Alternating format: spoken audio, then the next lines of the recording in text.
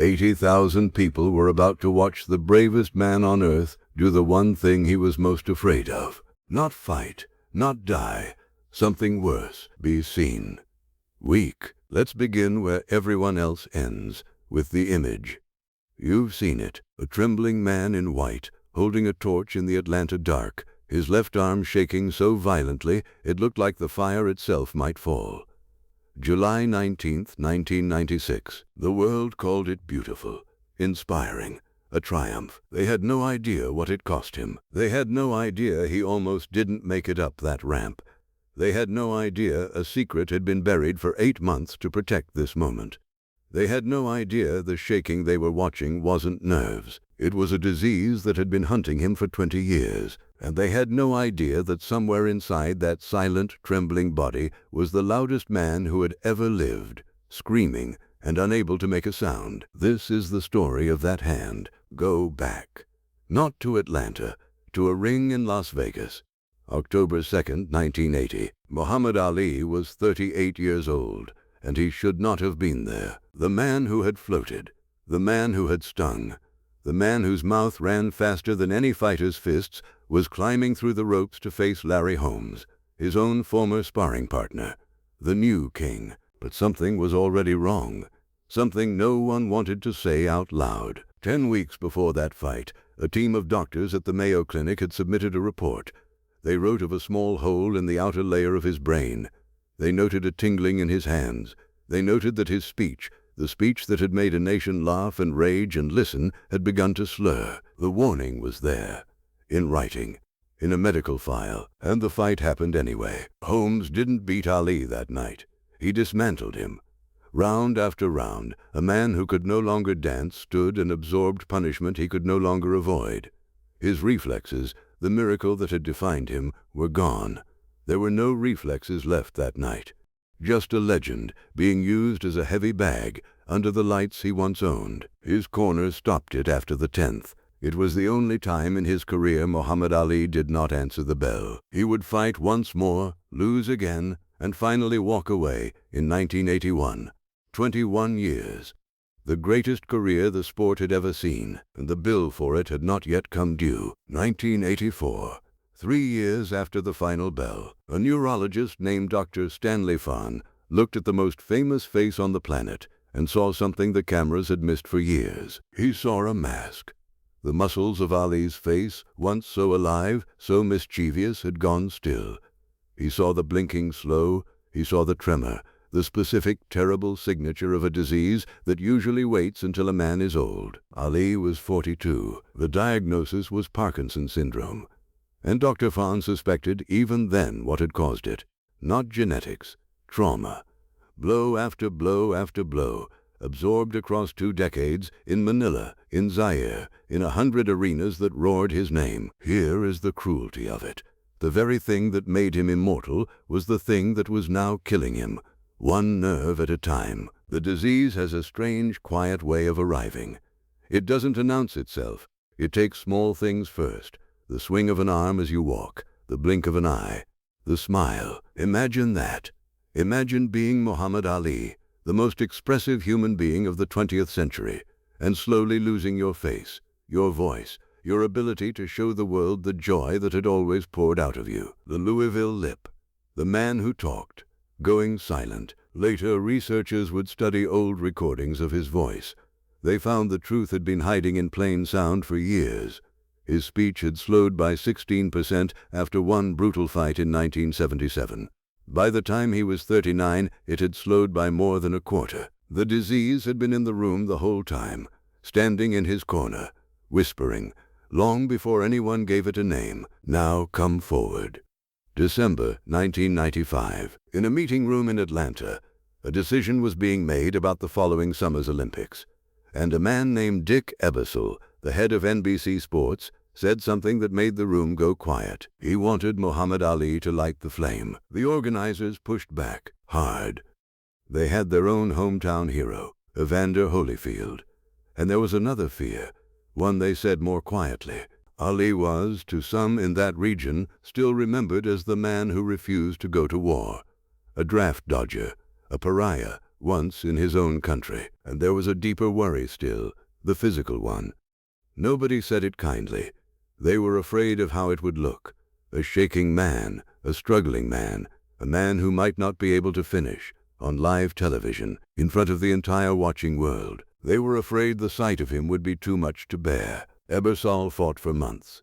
He argued that Ali was, outside of perhaps the Pope, the most beloved figure on earth. A man who had stood on his principles when it cost him everything, his title, his prime, nearly his freedom. Finally they agreed, but on one condition: no one could know. What followed was one of the best-kept secrets in the history of sport. No more than 10 or 12 people on the entire planet knew what was going to happen. The men who planned it met in secret. To avoid being seen, to avoid a single leak, they held one meeting in the least glamorous room they could find, the Olympic Stadium's garbage room. And then there was the rehearsal. They needed Ali to practice. But how do you rehearse the most famous man in the world in a public stadium without anyone finding out? People were already staking out the grounds, reporters, cameras, everyone trying to guess the final torchbearer. So they did it in the dark, 2, 3 in the morning. They cleared the entire stadium. They had the police walk the perimeter to make sure no camera was hidden anywhere. And then, this is true, they hid Muhammad Ali under a blanket in the back of a car and drove him in. Sit with that image for a moment. The man who once demanded the whole world watch him. The man who shouted, "I am the greatest," until they believed it. The man who wanted every eye, every lens, every ounce of attention on earth, hidden under a blanket, smuggled into the dark so that no one would see him. The loudest life in history, reduced to a secret. And then came the night, July 19th, 1996. 80,000 people in the stadium, billions watching around the world. The torch made its long journey, hand to hand, until it reached the swimmer Janet Evans. She climbed the ramp, and she had been given a quiet, heartbreaking instruction. If the shaking became too much, if the Parkinsons made it impossible for Ali to complete the lighting, she was to step in, she was to help. She stood just a few feet away, ready to catch a falling legend. And then, out of the darkness, he emerged. Someone in the upper deck screamed it first. "It's Ali!" And the sound that followed. Witnesses called it the greatest collective gasp any of them had ever heard. 80,000 people realizing all at once who was standing before them. Even the announcers didn't know. Bob Costas, the voice of the games, had been kept in the dark like everyone else. What came out of him in that moment was not commentary.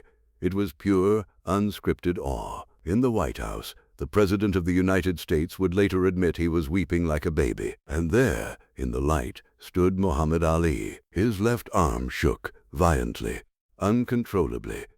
The disease was on full display now, naked in front of the entire human race, the exact thing they had all been afraid to show. But look closer.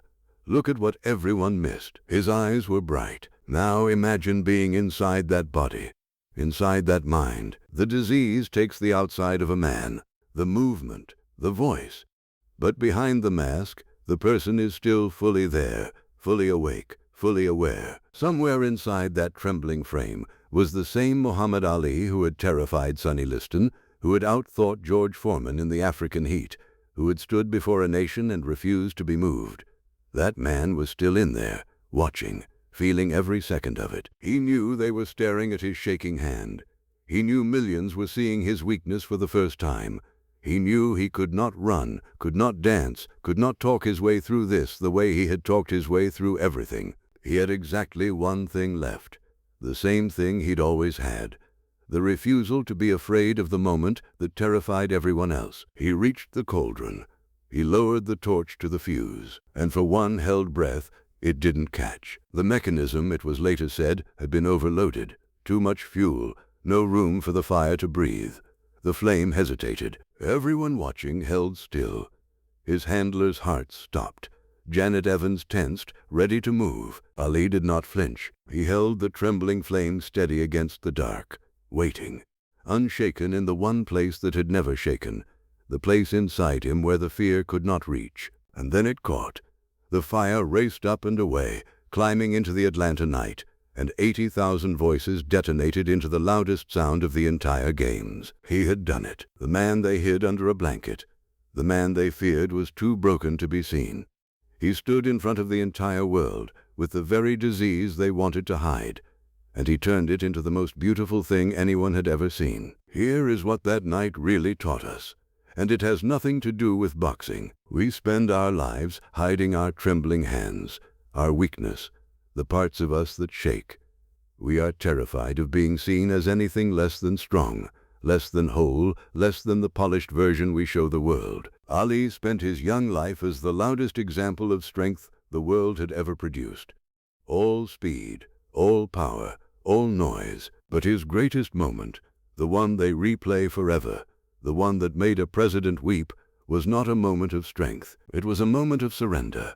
A man standing perfectly still, letting the whole world see the thing he could not fix, and refusing to be ashamed of it. The young Ali showed us how to be powerful. The old Ali, shaking in the dark, showed us something harder.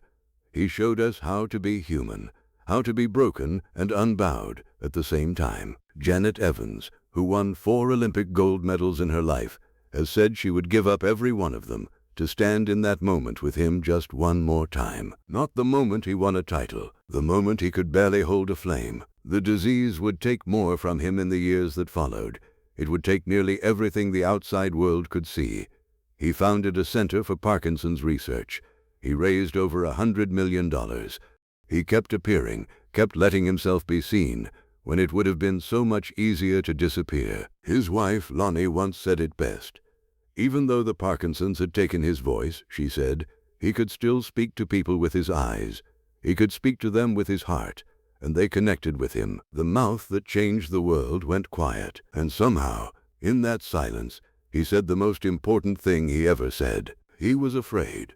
Of course he was afraid, and he walked into the light anyway. That's not a boxing story. That's the bravest thing a human being can do.